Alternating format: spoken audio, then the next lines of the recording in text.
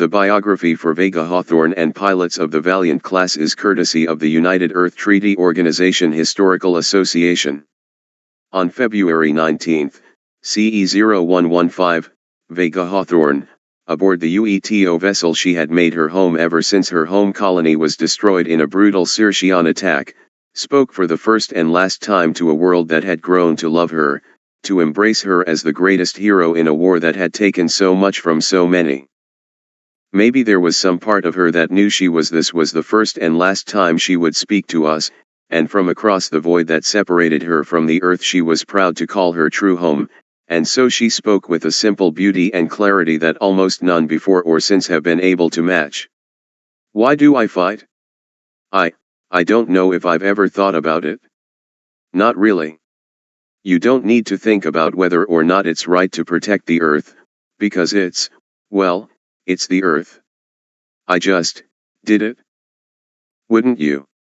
It is no exaggeration to say that every free citizen of Earth that draws breath today owes that breath to the sentiment that gave rise to these words, a sentiment that fueled the drive of the pilot who, even in spite of missing its final battle, ended up with the highest kill count of any mobile armor pilot, who near single-handedly sank the dreaded Circean warship, the Lion's Jaw, who liberated the colony of VS-23 from its suffocation under Circean occupation, and who, shortly after, giving this interview to a small news crew who joined her vessel, would give her life in the decisive Battle of Nox, that marked the final turning point in the war.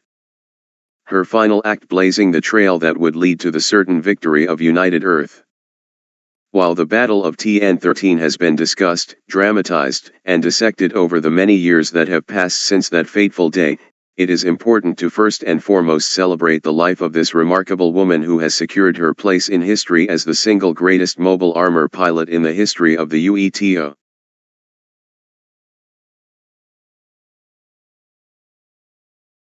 Vega Hawthorne was born to visionary engineer Dr. Valentina Hawthorne on the colony VA-81, where she spent her adolescence excelling both in school and in extracurricular sport, already setting herself apart from her peers even at a young age.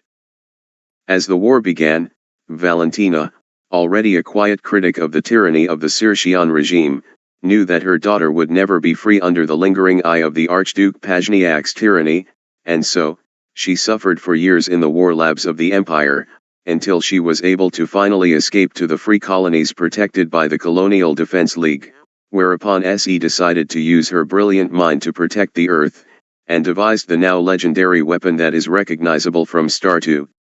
Shining Star, the Valiant I mobile armor. While UETO mobile armors certainly held their own against the Republic of series models, the Valiant promised to be the first to use the unique properties of lunarium to their fullest extent, with far greater maneuverability and firepower than the Circean equivalent.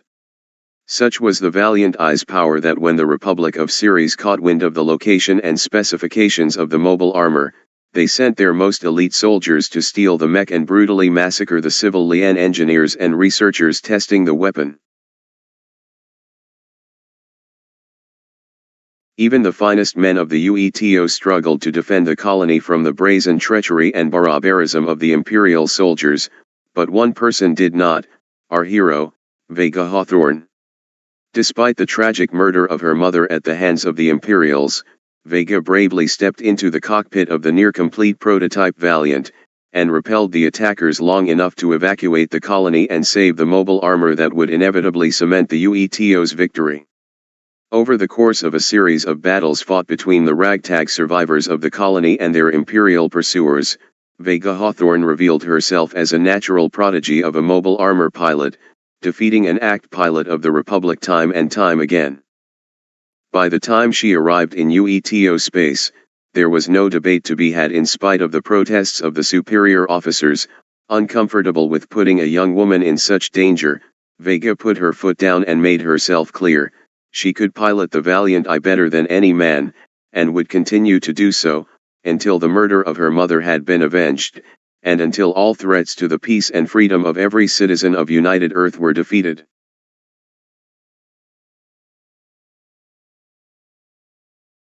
Serving aboard the UES Persephone alongside other survivors of the attack on the colony that had become her home, Vega Hawthorne served with unprecedented distinction, first in helping to guide the damaged Persephone safely back to Earth-controlled space, but soon on almost every front of the war. The Persephone fought in a huge amount of skirmishes in the lunar orbit, successfully crippling Imperial presence on the Moon, and later found itself leading the vanguard in Operation Gungnir, driving Imperial troops out of Europe and returning the war to space after brutal years of Earth-based conflict spinning out of the failed ceasefire.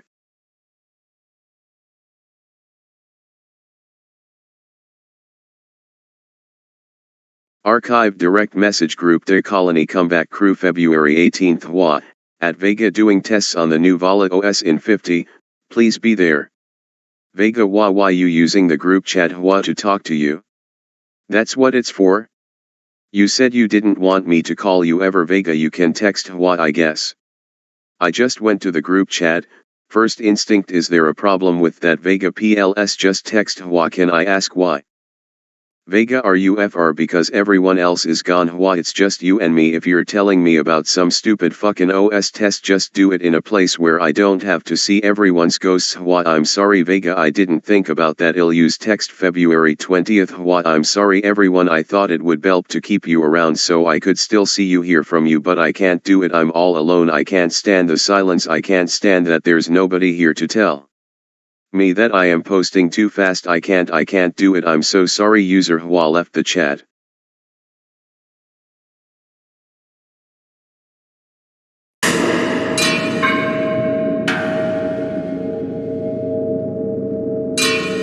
Meeting minutes, Advent, Inc. 16/06/0114 opening meeting called to order at 11 a.m. by CEO Charlotte Coleman in the White Suite aboard private flight 813-9. Present, Charlotte Coleman, CEO Gene Marcus, VP Production Sally, VP Sales Carol Huber, VP Marketing absent, Noah Albrecht. Coup business from previous meeting discussions continued from the prior day's meeting on the potential financial impact to the company caused by the ceasefire and subsequent peace talks currently underway. A protest was raised at the objection to the nature of these talks, but the protest in question was disabused by reminding the individual in question of just how large a part of their business the mobile armor industry has become, and the potentially enormous impact if the conflict were to cease and disarm. The individual in question was reminded of his own position and what he stands to lose. The protest was withdrawn, and the individual in question asked that their name in this case be stricken from the record. Mr. Huber pointed out that the company must not be seen to be prolonging the conflict, and pointed out that the recent gains made by the UETO's experimental mobile suit, the Valiant I, stand to potentially turn the tide definitively in their favor, leading to an end to the war sooner than we might expect. New Business Ms. proposed a solution to the foreseen financial impact posed by the ceasefire discussions. To mitigate this, she proposed not looking at options to prolong the conflict, which she pointed out would not be in the spirit of the principles and ethics Advent Incorporated is committed to upholding. Rather, she instead suggested that each side be reminded of the potential of what could happen should the ceasefire fail, and point out that the other side is surely increasing their military spending to be ready just in case the ceasefire fails. Not only will this initiative, if successful, lead to an increase in profits during this period of ceasefire, but the military buildup on either side would potentially hamper the ceasefire talks, making outright peace a less likely option. Mr. Marcus, in response to this, raised objections as to the place this held within Advent's principles, but his comments were later withdrawn and stricken from the record. The meeting agreed to action Ms. S. proposal. Adjournment. The meeting broke at 12:20 p.m. as lunch was served by the aircraft's kitchen crew. A meeting was agreed to be held in the Royal Hotel at their destination upon their arrival in to discuss actions to be taken on Ms. S. proposal. Minutes submitted by, minutes approved by, Charlotte Coleman, CEO.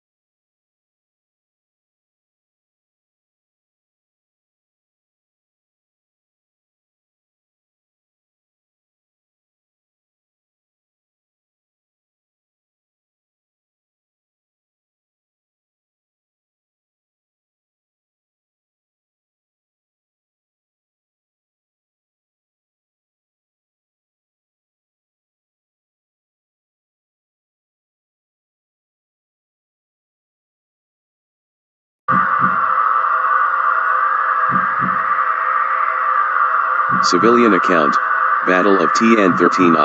I remember it, seeing the blue and white machine. Oh, God. It seemed so much bigger than any one I had ever seen before. The shadow it cast was so big, like it was eating the entire sky. The red one, it had tumbled down from above, in the upper colony strata. It climbed to its foot, kind of, looked around. It almost looked like a person. In a way they normally don't, you know. It moved, juddered. Maybe I was seeing things but it almost looked like it was breathing. We had all seen this one before. It was always on the news. It was always on the posters. It was the Valiant. It was Vega Hawthorne. And the other one, it looked like a person too, in that moment. It looked angry, as it ran at the Valiant. I remember all of us just kind of scared. The fires were still burning, but we just stood and watched. And then we started to run.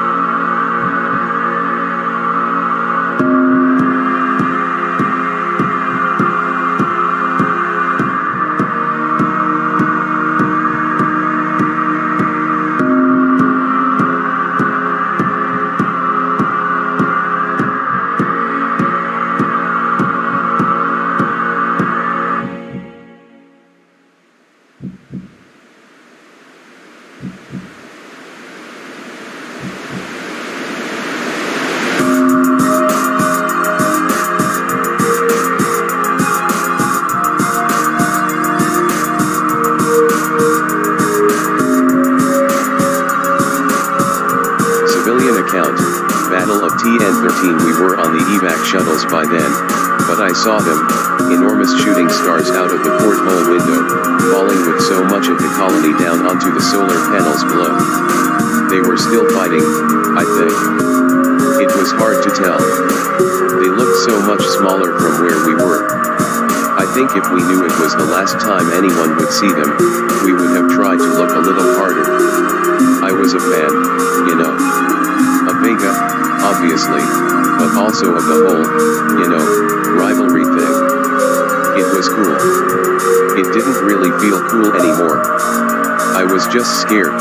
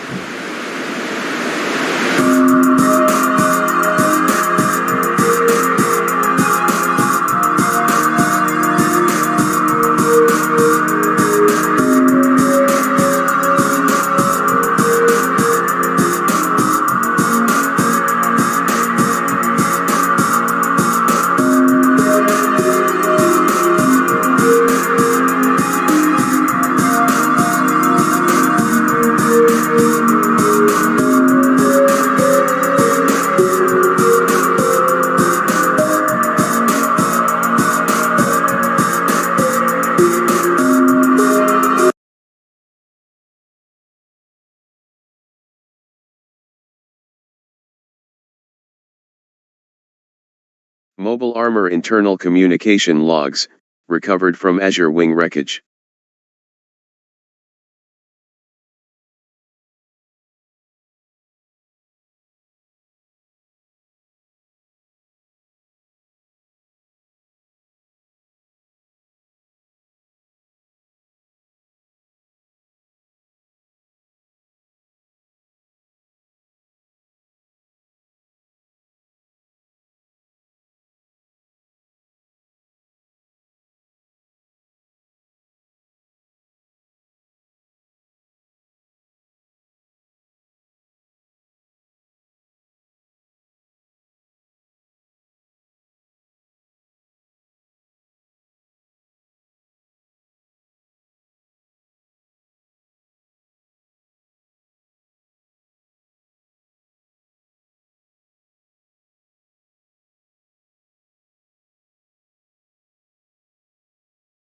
I need you to tell me, Vega. And I need you to be honest. What do you want out of this, now? What do you want me to give you? I can tell you the truth. Or I can give you closure. I just need to know, which one you want. Because I can't give you, both.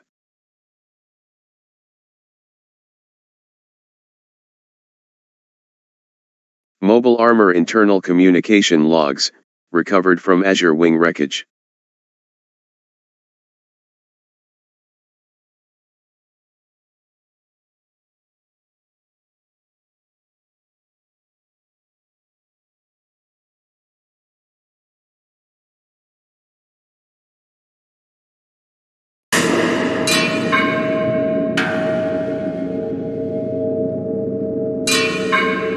Serving aboard the UES Persephone alongside other survivors of the attack on the colony that had become her home, Vega Hawthorne served with unprecedented distinction, first in helping to guide the damaged Persephone safely back to Earth-controlled space, but soon on almost every front of the war. The Persephone fought in a huge amount of skirmishes in the lunar orbit, successfully crippling Imperial presence on the moon, and later found itself leading the vanguard in Operation Gungnir, driving Imperial troops out of Europe and returning the war to space after brutal years of Earth-based conflict spinning out of the failed ceasefire.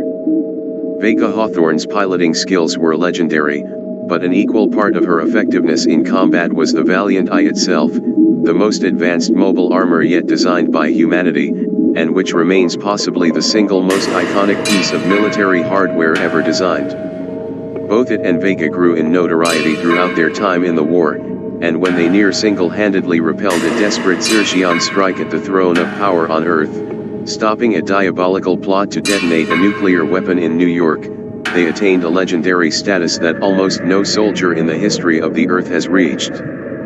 This power was recognized by the Empire of Ceres, and soon, the Persephone was specifically targeted by Imperial mobile armor teams attempting to defeat and steal the Valiant Eye for their own purposes. In particular, the crew of the Persephone C, lashed with the infamous Star Phantasma squadron of mobile armors, numerous times throughout the war, with Vega Hawthorne developing a rivalry with Imperial ace Rhea Sokolova that has become the legendary subject of dozens of films and novels.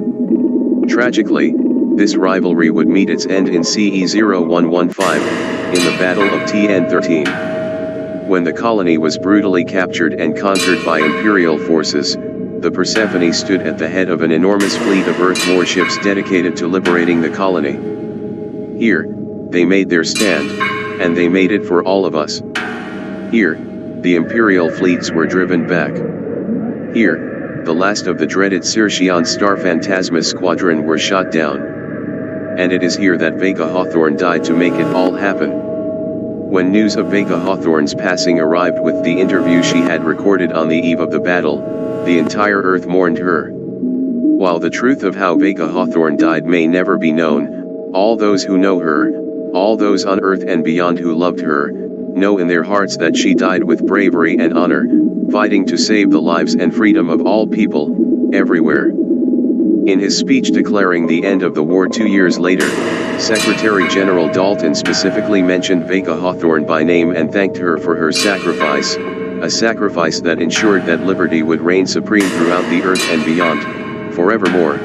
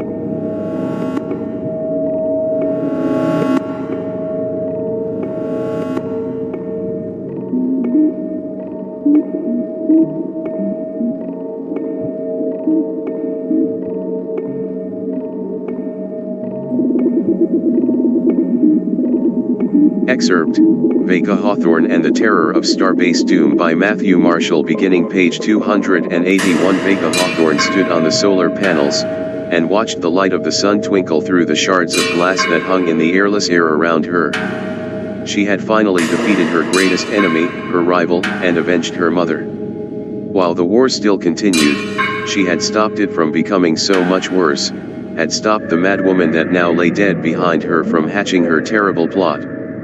Though she was saddened that she could not make Rhea see that her path was wrong, she took heart knowing that an evil had been removed from the world.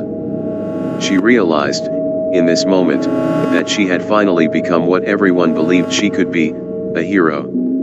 And she realized that she needed to do what a hero would do. Imperial ships were slowly closing on her position.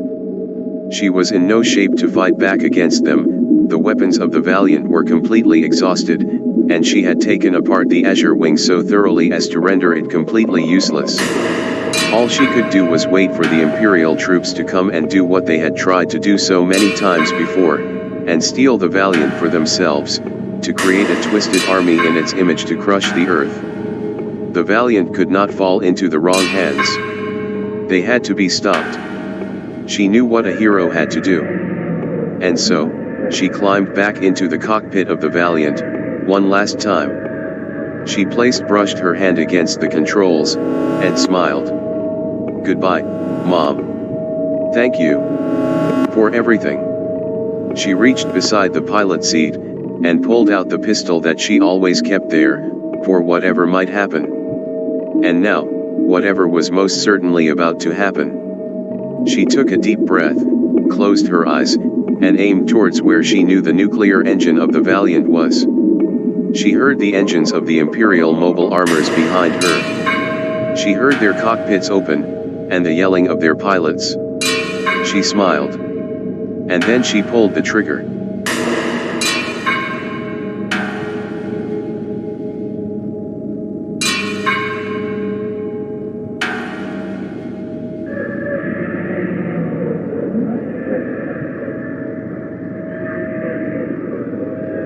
CE0094, second coup through spilt blood and broken bodies, we stand tall, unified in a bond of celestial brotherhood, nevermore will a corporate hand clench our throats, nor the ink of sullied promises stain our midst.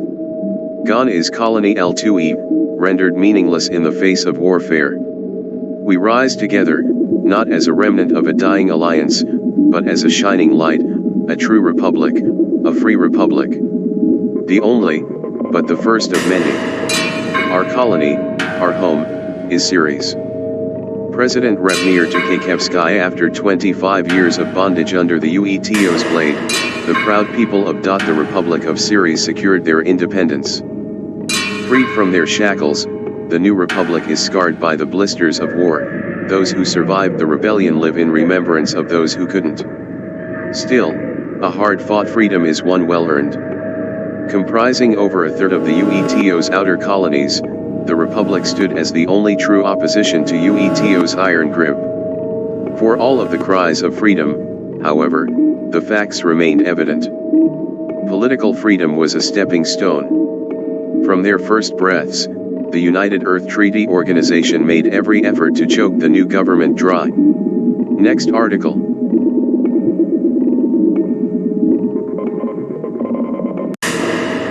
The Republic of Ceres, informally referred to as the Empire of Ceres. Originally named after a dwarf planet, the first discovered by Giuseppe Piazzi in AE 1285. Capital colony, Ferdinandia. Largest colony, Victoria. Combined population, 23.6 billion.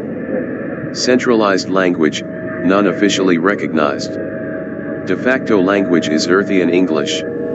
Return. AE, Ancient Era. The thousands of years before the establishment of current time standards. Formerly labeled as both BC and AD, before Christ and Anno Domini. It is unknown what these labels refer to, the definition is lost to time.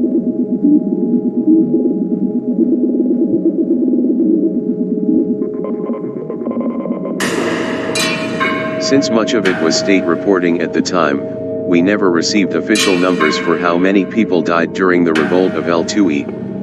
Depending on who, or when, you ask, the answer could be anything. I remember CGT at one point stated that over 1 billion people died alone during the siege of what is now Victoria. So it goes. Him being on the battlefield complicates reality a bit further. You ask just about any United Earth official though, and the number could be as low as 5, maybe 10,000 deaths between both sides.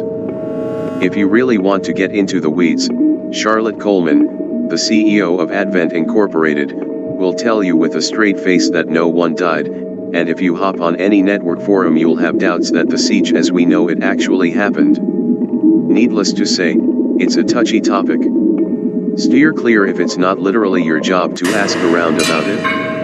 Declan Adamov, historian.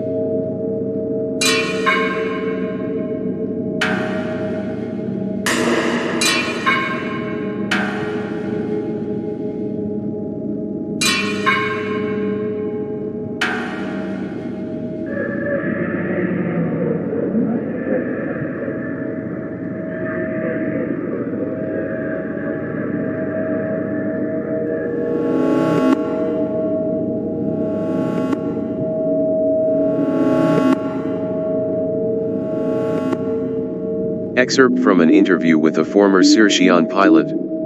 Any way you choose to cut it, the treaty organization is little more than a fiefdom built around a strip mall. Interviewer, off-screen, can I ask you to elaborate on that at all? Do you really need me to? Think about it. The classic strip mall is little more than a bunch of storefronts running out of a shared lot, each pulling the weight of their own little sphere of influence. As individual units, they'd likely fall apart under the strain of operation, but the collective whole holds no such risks. Interviewer, off-screen, but the powers at play here are on a way larger scale, correct? Of course. It's not mom-and-pop craft shops and dive bars, it's space-age tech, military development, market exchanges, private policing. You let all these little guys with big heads build shop on your front lawn, then you inevitably end up with the UETO. Interviewer, off-screen, and the CDL. I think one of the kids you talked to earlier said it best. Private security is a hell of a racket.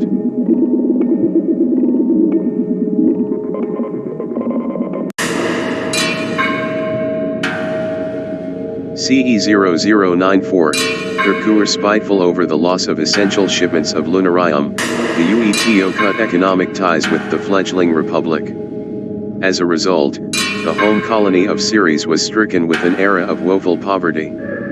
Unable to sustain themselves, the population starves, barely surviving through bonds within the republic. To the Republic of Ceres, this inalienable beliefs, first, a factional identity of fraternity, and a love of the common Circean. Second, a deep contempt for everything Earthian. Scorned as Earthers, the hatred begins in jabs and banter before infiltrating the cultural and political sphere of the faction. To love the Republic is to loathe Earth, and all it stands for.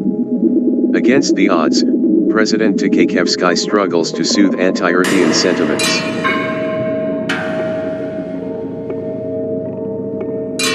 Allow me to ask you a question, what is lunarium?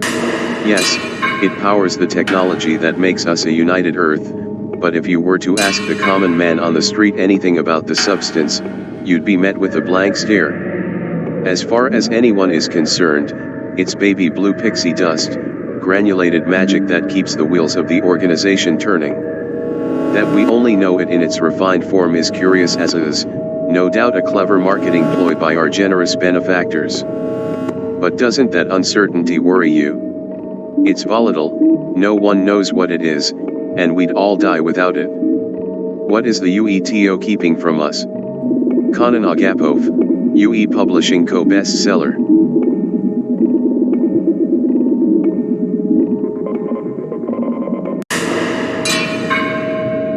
Singular among these scattered stars we stand undivided, ever strong, united not in blood, nor by kin, but in selfless Circean soul. Worry not of a shared home, nor the chains of a kingdom. series, the first, will not fall nor will it be the only.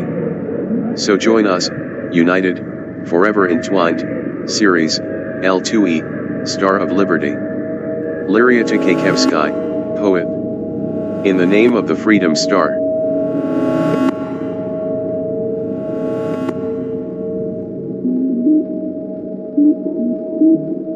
Anonymous number 332,659,698 visual data expunged for explicit content. Colony Brothers. Anonymous number 332,659,718. It's literally just mud and grass. Earth is the useless muck beast of planets. Anonymous number 332,659,721. Oh my science, a CGI picture Reno of how small series is. Gah. Nothing matters anymore, I should rip my implants out. Anonymous number 332,659,763 332659698, op. Hashtag series has higher IQ than Earth. Anonymous number 332,659,771. Earth freaks me out, brothers, it's just up there, writhing. Anonymous number 332,659,793. Earth is an enemy planet and we should preemptively launch nukes at it before it's too late. Anonymous number 332,659,799. 332659793. Hashtag based.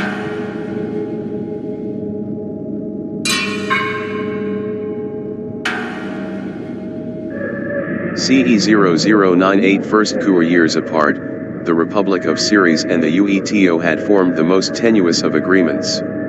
In some sense, the open hostility 3 decades prior had become preferable to the neglect and mistreatment of 0098. We were not simply enemies, such a title would be too basic for our relationship. Ours was a relationship of loan shark and debtor. Scrounging for traces of essential lunarium, both sides were entrenched in a precarious balancing act. Trading the luxury for the essentials of life, it became evident that any former familiarity between the two governments was long gone, replaced by under-the-table dealings and black market exchanges. Whenever the parties would meet, typically in the terms of treaty, soldiers and Circean farmers, escalation and violent responses were common.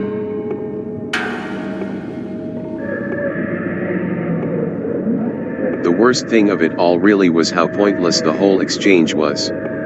Both sides will corroborate the dealings between governments. The treaty organization was hungry for lunarium, the people of Ferdinandia were literally hungry. It's not as if we were swimming in the stuff, until we found reserves in the soil of Victoria, we were running on empty, barely keeping the lights on. They'll tell you that we were sending drums of the dust in convoys, but the receipts say otherwise. Did the digging for you. For a month of rations, drinking water, and gasoline to power makeshift generators, we gave them 2.6 grams. Barely enough to power a single mop for more than 15 minutes. So not only did they attack us unprovoked, they went after civilians for a pocket full of sand. Really makes you wince, huh? Kadeshe Bohan, survivor of the Juno offense, CE0101 second coup.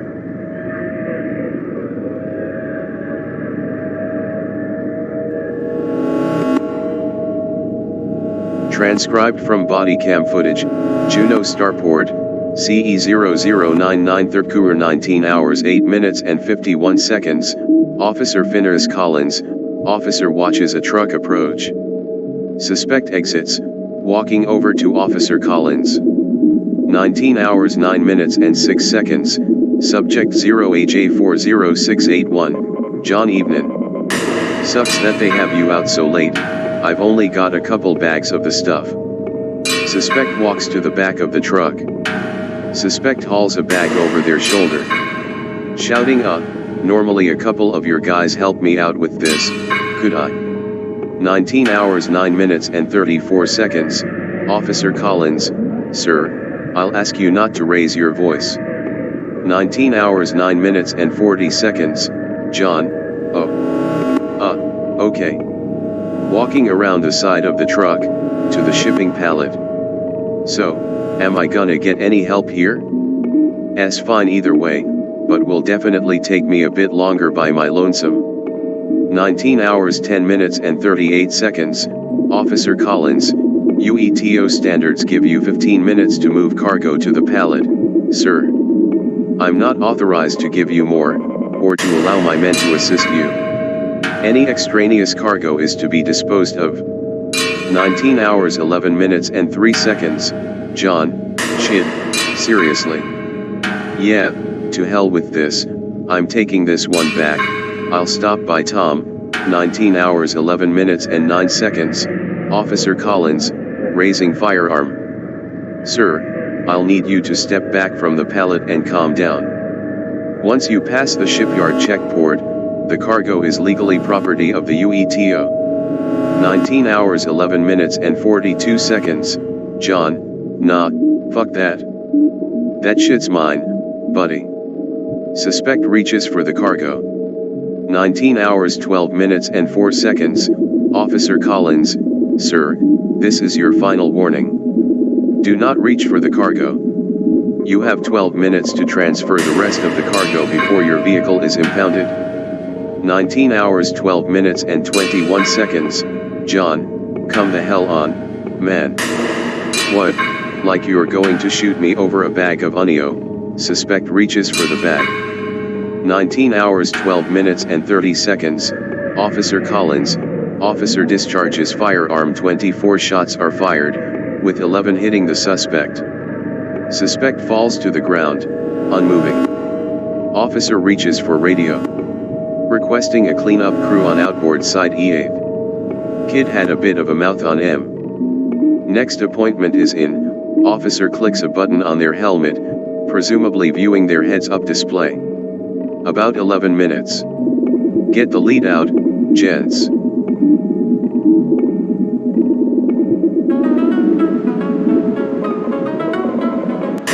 CE0101 Third. This nebulous piece stood on a razor's edge, but in a moment of unexplainable cruelty, that piece was shattered. Fueled by loyalist security firms and backed by their earthbound government, the Colonial Defense League took to the rolling plains of Juneau, using their might to muscle locals out of their keep from the trading. Farmers ran to the defense of their homes, only to be beaten down and battered before the gun was turned on them. Mounting aggression by the CDL escalated, peaking with a call for backup in the form of armored vehicles. Lethal force was officially authorized. The group primarily used this to excuse the killings they've already committed. However, even against an impossible enemy, the Circean military would not stand idly by. Were it not for the brave efforts of the 198th Infantry, the UETO would have claimed the day, but by artillery and armor, the soldiers pushed the bandits back. A private first class, Rhea Sokolova, is celebrated for her bravery and honor in the face of immeasurable odds.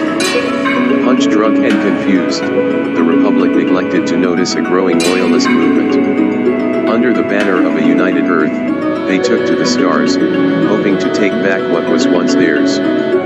War had returned to the Republic of Ceres.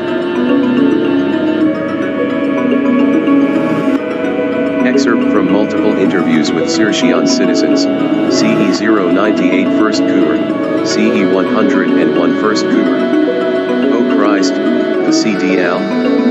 You're talking mall cops authorized for lethal force. They're basically shock troopers with no oversight, beyond what their bosses tell them. Utter scumbags. They're efficient, I'll give them that. Ruthless to a fault, you call them, you're guaranteed a body count. Gets the job done, but that's a damn messy job. Best paying job I ever had. Only one that gives ya comprehensive health care too, these days.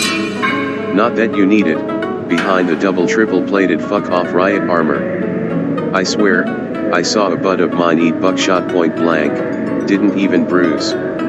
Other guy. They were picking up bits of him a block down. Geez man, they're scary and all, but you can't trust everything you read about them. They're basically corpo cops. Rolling Death Squad isn't exactly good brand optics, you know.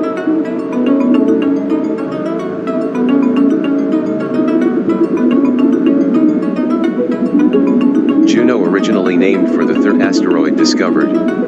The original namesake was discovered in AD 1282, by Carl Harding. Primarily a farming colony, growing and engineering foodstuffs for much of the Republic. Formerly known as Colony XK8, prior to the revolt of L2E. Capital city, Ludwig. Largest city, Hera. Localized population, 1.7 billion. Language, Earthian English. Climate, continental. Cold winters, warm summers. Low precipitation. Ranges from 31 degrees Celsius to 42 degrees Celsius in an average year.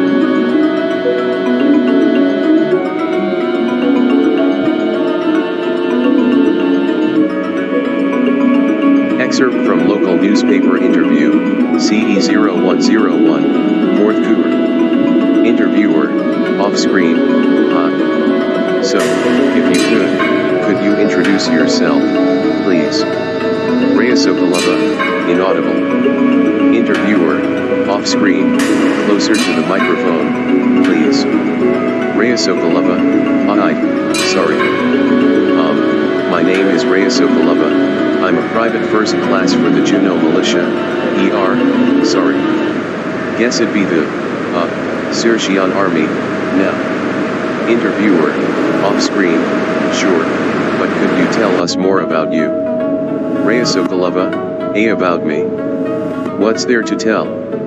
Interviewer, off-screen, anything, really. Give the fans what they want, you know.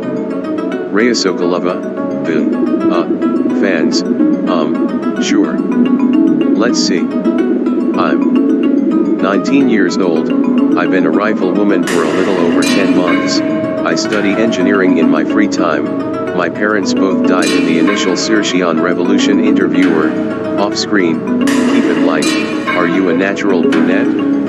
That's pretty rare these days. Rhea Sokolova, what the hell? Yeah, I am. Who gives a shit about that? Interviewer, off-screen, and those eyes, are those augments? Rhea Sokolova, alright, interview's over. Have a good night. Interviewer, off-screen, but we're still scheduled for the next half hour. Rhea Sokolova, I said go, inaudible.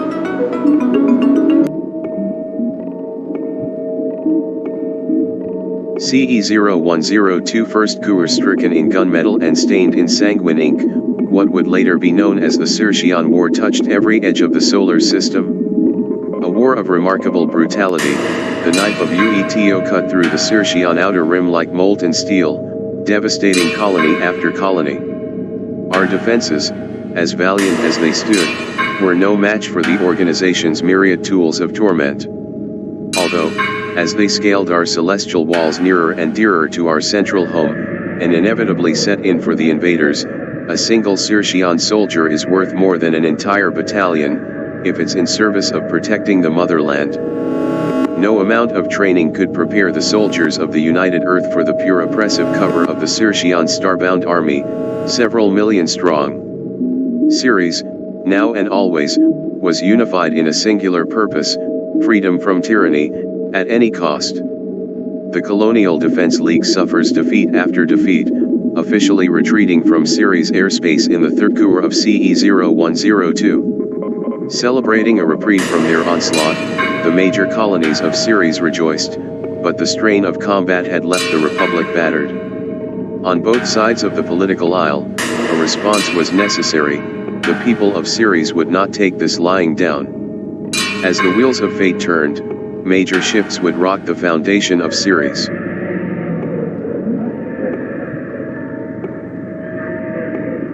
At war crime enjoyer 93 weapons used by Earthers across the outer rim, a thread, 134th, thread !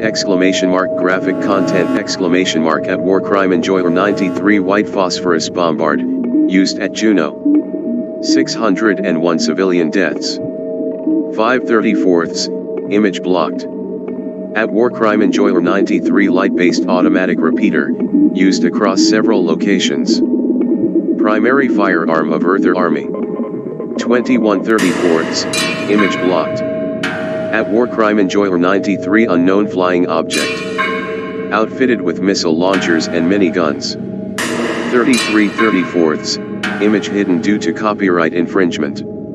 At war crime enjoyer 93 damn, this blew up. Stan Luna, 3434ths, video blocked.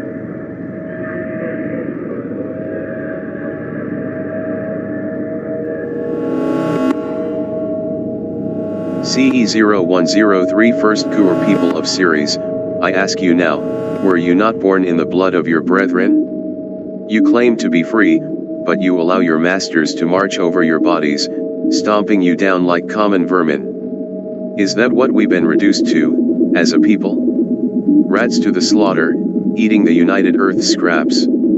I know I speak for us, for our colony, when I demand no more. No more struggling, no more fear.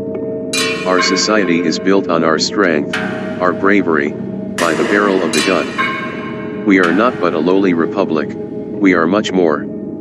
My friends, we are so much more. We are an empire, flying the one true banner of Ceres. Archduke Vyacheslav Pazhniak wearing thin on the aging leader, President ConeCvltist steps down. While this worked to stir a frenzy in the motherland, he attempted to ease concerns by hand-selecting his successor before he lost political sway. Thus, under much the same circumstances did he find power, so too did Vyacheslav Pazhniak, general of the Juno's army and strategist during the treaty organization's initial strike. Not leaving a moment of respite, the new ruler set forth massive changes to the faction, authorizing a full restructuring and reform of the struggling military. Economic and social systems take the brunt of cuts, all in service of funding a new, offensively capable Ceres. Holding this new identity aloft, the new ruler enacts a series of informal changes. The Republic of Ceres was simply not to be. Under his authority, the faction would live not as one of many, but as the one and only, a true, indomitable empire. Needless to say, his leadership proved to be a controversial one, especially through the lens of established politicians. Soon enough, even the man who gave him power would come to regret it in some form or another, but the results were clear as day. The drama of war had swept the faction, and the brutalized masses of the colonies of Ceres were eating it up. In full support of the self-appointed Archduke, Circean system-wide prepared for a new dawn.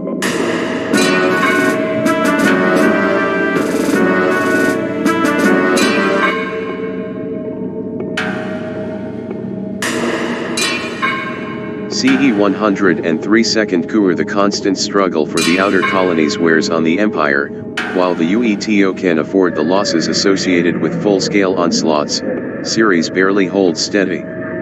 Thousands died, and for all the life lost, the tug of war shows no clear victor. Still, Archduke Pazhniak takes offensive action, free of oversight. He commands the combined military of the empire to assault unprotected UETO colonies. Lacking proper defenses, they fall one by one, providing boons of technology to the struggling empire. Ceres ramped up its military industry.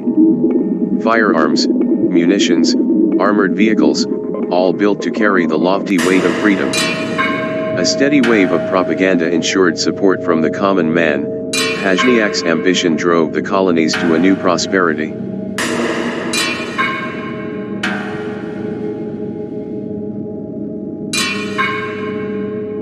CE 0105 Third Cour pulling political favors empire-wide, the Archduke secured funding to establish a research base on sub-colony D26. Development was swift as the colony's minds meld to create a weapon to surpass that of the UETO. In short order, the Archduke's dream comes to fruition. In the final days of the Third Cour, the mobile armor took its first hulking steps. Ma Ceres I quickly became not only the face of the Circean offensive, but of the empire as a whole. Massive, intimidating, and nigh indestructible, the Titan stood as a beacon of hope against an impossible enemy. Beloved by the brass and adored by the populace, the development of the mobile armor signals a sea change in the tide of conflict.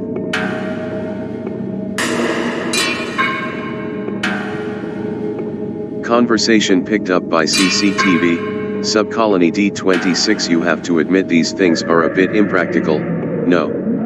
The lack of treads and relatively low walking speed makes traversing difficult terrain a challenge, not to mention the fuel needed for the propulsion system is, well, in a word, costly. The majority of the armaments would be better suited to an aircraft or tank, and the design forces the cockpit to be less armored than the rest of the body, not to mention, the legs stick out as obvious weak points, and the hard points on the arms mean a solid shot would render them defenseless. See how this is all a problem, correct? Not especially. And why is that? Much of the CDL has moved to more advanced tools of the trade. Light-based weaponry, incendiary rounds, equipment meant to chew through men, not machines. They left the tank behind, we simply built on the foundation. It's a machine they can't defeat without taking a step back and meeting us in the middle. And by the time they get there, we'll have lifted enough of their technology to secure us an even playing field. Besides, it's easier to get behind a big OL robot as the face of war. Robots don't die, robots don't have ideologies or morals. It's clean, as far as branding goes. Far as I'm concerned, the Series I is a win-win.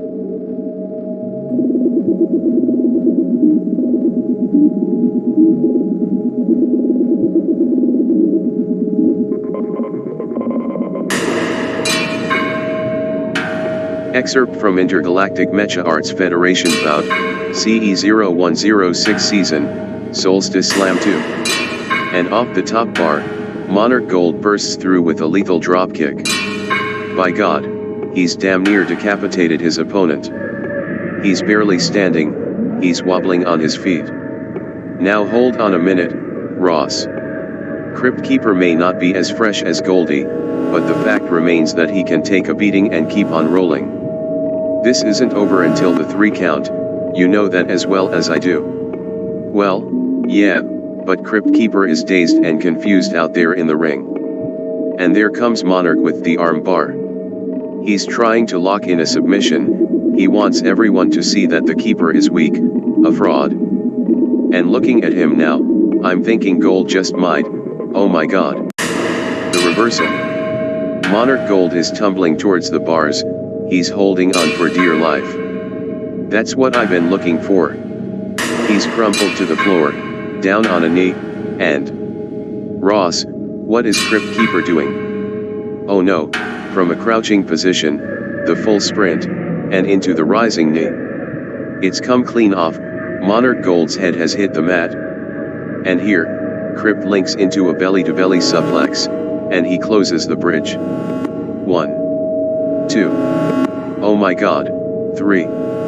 From the jaws of defeat, Crypt Keeper has become the undisputed Intergalactic Mecha Arts Heavyweight Champion, for the 2nd year running. Can you believe it, Ross? That was a blowout is what that was. That should have been a clean sweep for Monarch Gold, but in one fell swoop, he's lost it all. You truly hate to see it, Jim.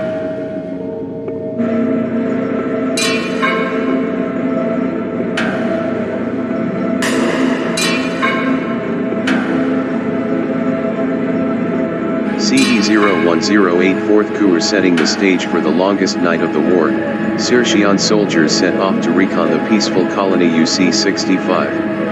As a nearby civilian center, relations were stable, and resistance was not expected. Still, when a detachment of MA Series I pilots arrived at UC-65, the colony's true purpose was revealed. In clear violation of the rules of warfare, UETO had established a research and development base deep within the colony's core. Seeing this as a source of direct aggression, the MA Series I troops move in to take the base by storm. Learning of the colony's value, Archduke Pachniak sends star freighters to assist, as well as a battalion of foot soldiers. The base's existence was enough to sway public favor towards the Empire, so UETO saw fit to commit the most egregious crime the stars have seen. On the fourth tour of CE0108, UC-65 had fallen, severely hampered by integral damage, a final blow, delivered not by Imperial forces but by their own Earther masters, sent the colony to Earth in a lethal trajectory. Knowing the nightmarish implications of a colony drop, Circean pilots made efforts to redirect the colony in free fall, sparing as many souls as possible. UETO fighters had other plans. In its final hours, UC-65 plummeted on a course set to execute untold millions. Willing to put the war behind them for one day, Ceres officials attempt to establish contact with UETO generals, to no avail. Eventually, it comes to pass, UC-65 collides with Earth. As well as drastically impacting the environment of the planet, the loss of human life is unmeasurable. Of the 20 pilots initially deployed to the colony, 4 returned. Praised and reviled in turn for their role in the defense of UC-65, they are honorably discharged from Circean military service. Within a week's time, the 4 would be drafted into a unit led by the Archduke himself, the Star Phantasma.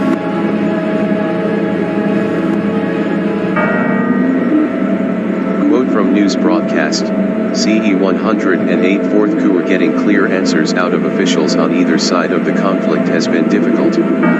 Whether it's been the Circean government not knowing the extent of their damages, or the refusal by UETO officials to clarify information about UC-65, neither side has been willing to say how many have been left injured or dead in the wake of the accident. Census reports from before the formation of Ceres as an entity place the population at close to 5.8 million, but that data could currently be wildly out of date.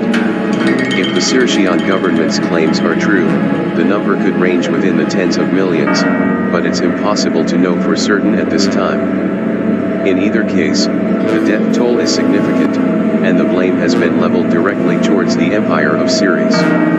Jessica Jitko, journalist, United News Group.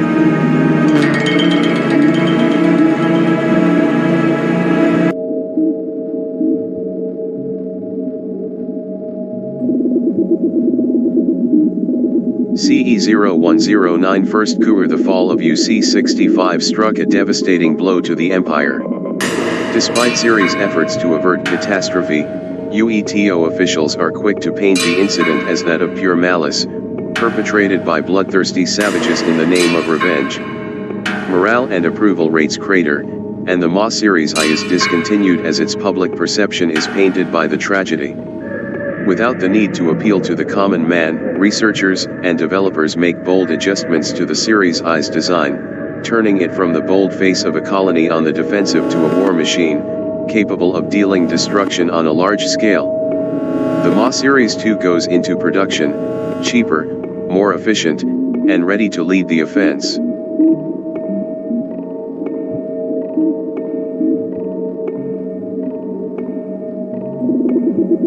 Ma Ceres 2 weight, 120 tons.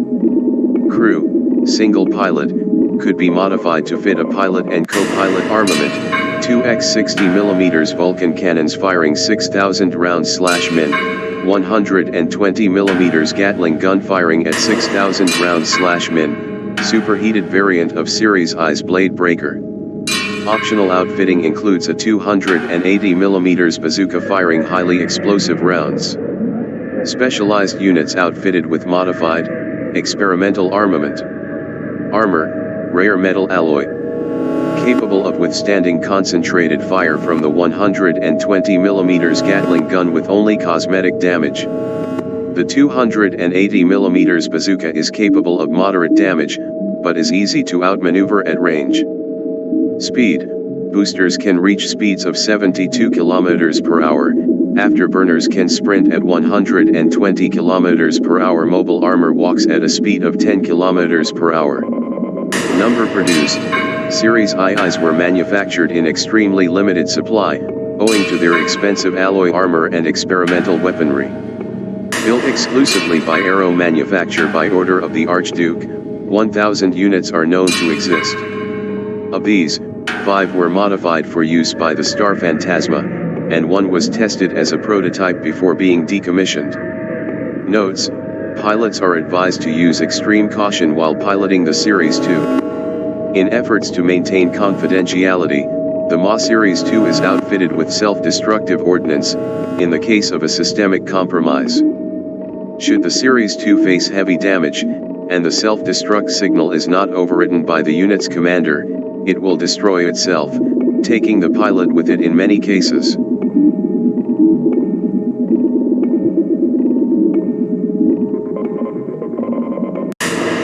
CE0114 Second Cour. Over a decade into the war, the Empire of Ceres began to lose steam. Between the mounting costs of constant conflict and the growing anti-war sentiment brewing back home, the colonies of the Empire began to search for the means to a peaceful end. Circumventing the authority of Archduke Pajniak, leagues of Circean generals declared a ceasefire, aiming to bolster domestic defenses and support the re-establishment of faltering colonies. Internal tensions were soon leaked to leaders within the CDL. Under direct advice of their military branch, UETO extended an olive branch to their enemy, calling for both sides to lay down their arms and discuss an end to the fighting.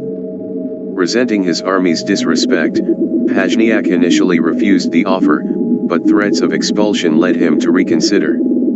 On 117 Second Cour, CE0114, peace talks began on the neutral colony of Tellus. Among those attending are Pajniak, along with his Star Phantasma, as well as the former President Tkakhevsky.